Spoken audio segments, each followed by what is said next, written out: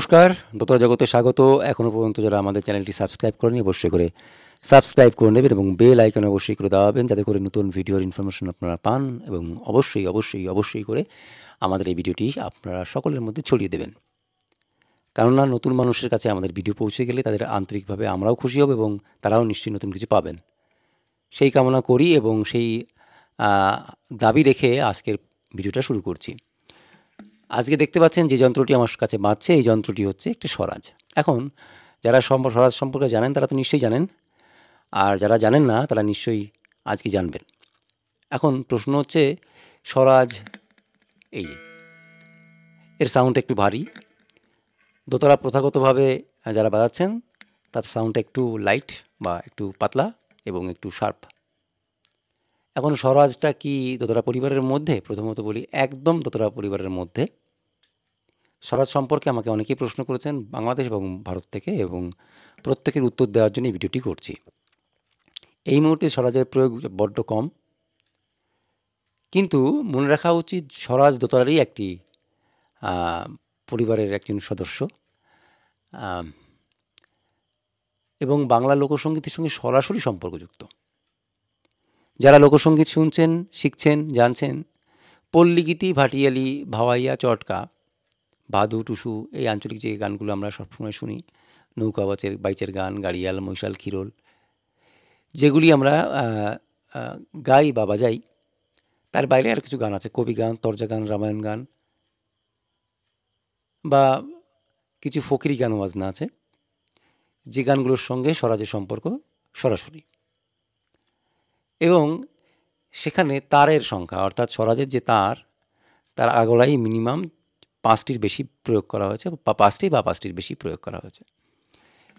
একে এই যে স্বরাজ যন্ত্রটি দেখছেন এর নাম আর একটি নাম আছে আঞ্চলিক ভেদে, মানে অঞ্চল ভেদের নাম আছে, সেটা হচ্ছে তরফদার দোতরা। এখন তরফদার দোতরা মানে যে দোতরার সঙ্গে তরফের তার যুক্ত করা থাকবে তাকে বলা হবে তরফদার দোতরা। আমাদের পূর্বপুরুষ যারা বাজিয়েছেন দোতরা, আমাদের পরিচিত মানুষেরা, তারা ব্যবহার করে গেছেন এই ধরনের যন্ত্র, এবং আমি দোতরা তো অবশ্যই বাজাচ্ছি বা বাজাই, তার সঙ্গে আমার বিশেষ গুরুত্ব আমি দিচ্ছি এই তরফদার দোতরার পরে। এখন যারা অনেকেই বলছেন এটা ক্লাসিক্যাল ইনস্ট্রুমেন্ট। ক্লাসিক্যাল একটা ঘরানা, যেমন একটি নদী, সেই নদীতে গিয়ে যে কোনো মানুষ ঝাঁপ দিতে পারে, এর জন্য আলাদা করে কোনো মানুষের প্রিপারেশন নেওয়ার দরকার পড়ে না। হ্যাঁ, সেই নদীতে ঝাঁপ দিয়ে নিজেকে বাঁচাতে গেলে যতটুকু সাঁতার জানার দরকার সেটা জানতে হবে, সেটা অবশ্যই করে। এখন যারা বলছেন যে এটা ক্লাসিক্যাল দোতরা, তাদের ভুল ভাঙানোর জন্যই আজকে এই ভিডিওটা করা, এবং যারা দোতরা সম্পর্কে ইনফরমেশন নেওয়ার চেষ্টা করছেন তাদেরকে এটা জানানো।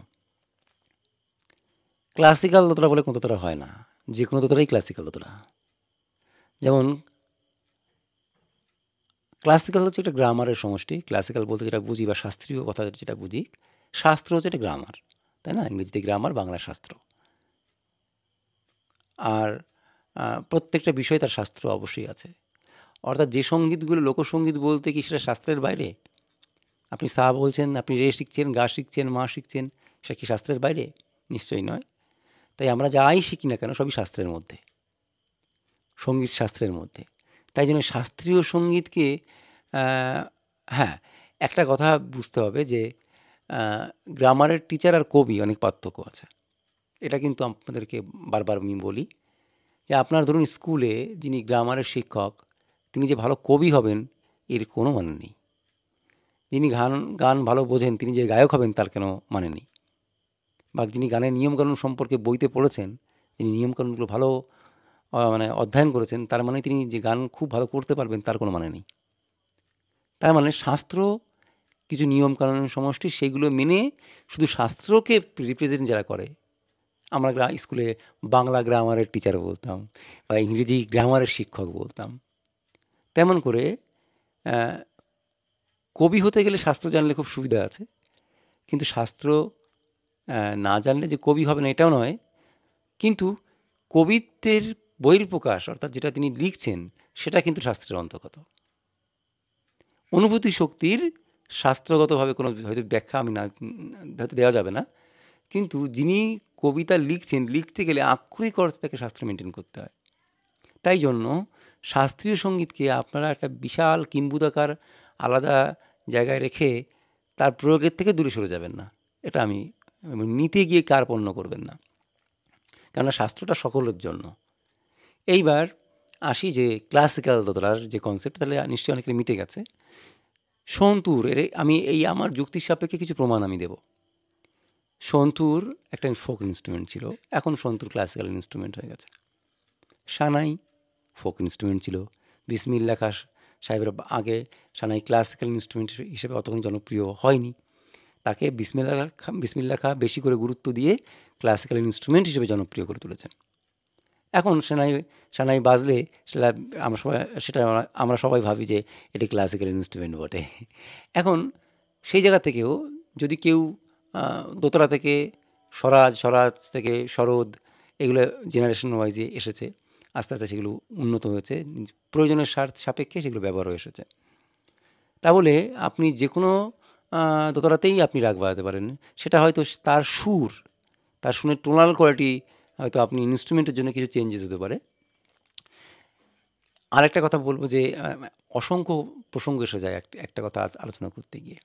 তাহলে স্বরাজের হচ্ছে আমাদের লোকযন্ত্রের একটি জনার, যেমন করে একটি যন্ত্র, যেমন করে ভায়োলিনের পরিবারে ভায়োলিন, ভায়োলা, চেলো সবই ওই একই পরিবারের অন্তর্ভুক্ত, তাই না?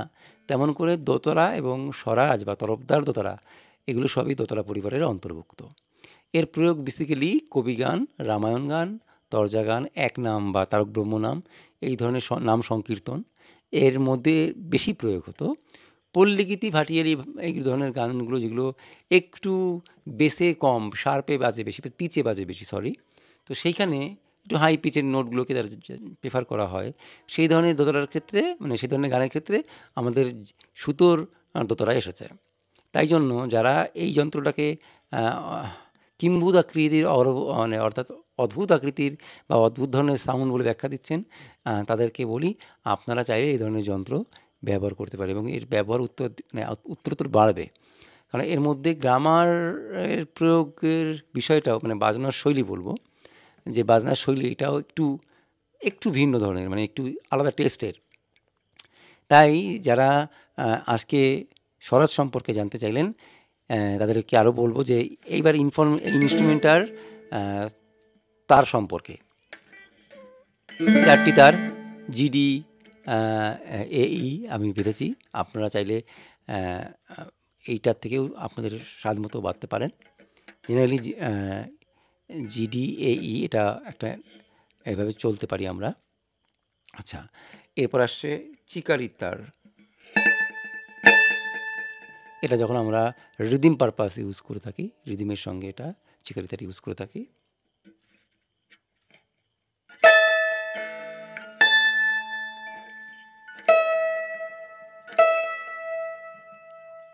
এগুলো তরফের তার, এগুলোই সম্পূর্ণ তরফের তার, চিকারির তার।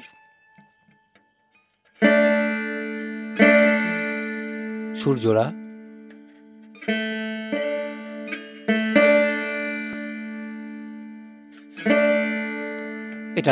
এটাও রিদিম পারপাস ইউজ করে থাকি, এগুলো সবই। আর তরফের তারের বেসিক্যালি কাজ অনেক সময় কী হয়, অনেকগুলো অনুরণন তৈরি করে একসঙ্গে, সাউন্ডটাকে অনেক বেশি ভরাট করে, একসঙ্গে অনেকগুলো স্ট্রিং বাজতে থাকে। একটা সা প্লে করলে বাকি সব তারগুলো বাজতে থাকে। তো ফলে যদি আপনারা বাজান দেখবেন সাউন্ড অনেকটা বেশি একটা হল ধরনের সাউন্ড ক্রিয়েট করে। এই রেসটা অনেকক্ষণ থাকে। এই রেসটা ক্রিয়েট করার জন্যই মূলত আমাদের এই তরফের তারগুলো দেওয়া। আচ্ছা, এইবার আপনারা যদি চান এর সঙ্গে আপনার 5টা তারও ব্যবহার করতে পারেন। এখানে আমার 4টে মূল তার দেওয়া আছে, মূল স্ট্রিং, আর বাকিগুলো আনুষঙ্গিক স্ট্রিং রয়েছে। আপনারা চাইলে আপনি 5টা মূল স্ট্রিংও ইউজ করতে পারেন। তো এটা হচ্ছে মূল বিষয়। আচ্ছা, এর প্রয়োগ দোতরার মতোই হবে। স্কেলগুলো যেটা বললাম, স্কেল সম্পর্কে আলাদা ভিডিও বানাবো। এটা দিয়ে যে কোনো স্কেল প্লে করা যায় আমার মনে হয়, যদি আমরা বাজাতে জানি। হ্যাঁ, তো শুধু এটা নয়, যে কোনো দোতরা দিয়ে যে কোনো স্কেল প্লে করা যায়। এখানে অনেকেরই কিন্তু দেখছি দোতরার বাজানোর জন্যে ছেলেদের দোতলা, মেয়েদের দোতলা, বাচ্চাদের দোতলা, মেয়েদের দোতলা, ছোটো দোতলা, 21 ইঞ্চি, 19 ইঞ্চি, এফে উঠবে না, হাজারো সমস্যা। যে কোনো ইনস্ট্রুমেন্টে যেমন একটি ভায়োলিন দিয়ে সব স্কেল প্লে করা যায়, তেমন একটি দোতলা দিয়েও সব স্কেল প্লে করা যায়। হ্যাঁ, তো ফলে এটা দিয়েও সেরকমভাবে আপনি যে কোনো স্কেল প্লে করতে পারবেন। তো এটা গেল তার বিষয়, আমি ইনফরমেশন দিলাম। এবার আপনারা চাইলে এই ধরনের যন্ত্র বানাতে পারেন। এটি ততটা স্টাইলেও বাজানো যাবে, একটু রাগাশ্রয়ী কিছু চলন ইউজ করেও বাজাতে পারবেন। যারা একটু ক্রিয়েটিভ কাজ করতে চান বা নতুন কিছু করতে চান, তারা নিশ্চয়ই এই ধরনের যন্ত্রকে প্রিফার করবেন আশা রাখি। আর যারা সাবেকি বলে যে যন্ত্রগুলোর সঙ্গে রয়েছেন, তারাও চাইলেই এটা নিতে গ্রহণ করতে পারেন। এখন একটা কথা বলি যে সাবেকি বা ট্র্যাডিশনাল সব কিছুরই পরিবর্তন হয়ে যায় সময়ের সঙ্গে সঙ্গে। যে কোনো যন্ত্রেরও আস্তে আস্তে তার যোগ্যতম উদ্বর্তন বলে একটা কথা হয়। যে কোনো যন্ত্র ধীরে ধীরে আরও আস্তে আস্তে বিকশিত হয়। যেমন আমাদের যদি বিদেশি দেখি, রক, জ্যাজ, ব্লুজ, রেগি, হাজারো টাইপের তার আনুষঙ্গিক গান বাজনার ধরন আছে, সবই গিটার বাজিয়ে।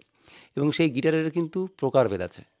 মূলটি গিটার, রেগির বাজনা স্টাইল একটু আলাদা, রকের বাজনা স্টাইল একটু আলাদা।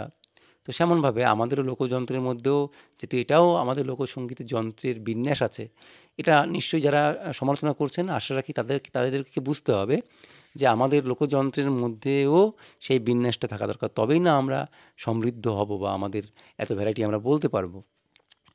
আর সাবেকি কথার সঙ্গে যারা ১ নম্বর দোতলা যে ৪টি তার আপনারা প্লে করছেন, তার ১ নম্বর স্ট্রিংটা দেখবেন মানে ওটা মেটালের, আর বাকিগুলো সুতোর। এটা প্রথম দিকে ছিল না। যারা এটা এসেছে পারফর্মের স্বার্থে, মানে যখন পারফর্ম করতে গিয়ে দেখা গেছে যে একই লোককে ভাওয়াইয়া গাইতে হচ্ছে, আবার ভার্টিয়ালি হাই পিচে গাইতে হচ্ছে, তখন সে ১ নম্বর স্ট্রিংটাকে স্টিল করে নিল বা মেটাল করে নিল, বাকিগুলো সুতো ব্যবহার করা হলো। তো এই যে পরিবর্তনটা হলো, এটা তো সাবেকি থাকলো না আর। তাহলে এরমভাবে সাবেকিকে আটকে রেখে সাবেকি রাখা যায় না, কোনো জিনিসই আটকে থাকে না। সময়ের সঙ্গে সঙ্গে তার বিকাশ হয়, তার উন্নত হতে থাকে, তার ধীরে ধীরে সে সমৃদ্ধ হতে থাকে। কিন্তু তার মূল স্রোতকে অবশ্যই নষ্ট করে নয়, তার যে গতি, তার যে প্রবাহ, সেই প্রবাহকে ক্ষুণ্ণ করে কখনোই উন্নতি হতে পারে না, ব্রেক করে উন্নতি হতে পারে না। সেই উন্নতির একটা প্রবাহ থাকবে। তাহলে সেই যন্ত্রেরও একটা ধীরে ধীরে ধীরে ধীরে তার উৎকর্ষতা লাভ করবে, এবং সেটা করা উচিতও। তাই জন্যে যারা স্বরাজ বাজাতে চান তারা অবশ্যই ওয়েলকাম। আমি এরপরে স্বরাজের টিউটোরিয়াল দেবো। যদি আপনাদের স্বরাজের টিউটোরিয়াল চাই বলে মনে হয়, অবশ্যই করে এখানে কমেন্ট করবেন। আজকে আপনাদের সঙ্গে একটা পরিচয় ঘটলো। সকলে ভালো থাকবেন, সুস্থ থাকবেন। আজকের মতো বিদায় নিলাম। নমস্কার।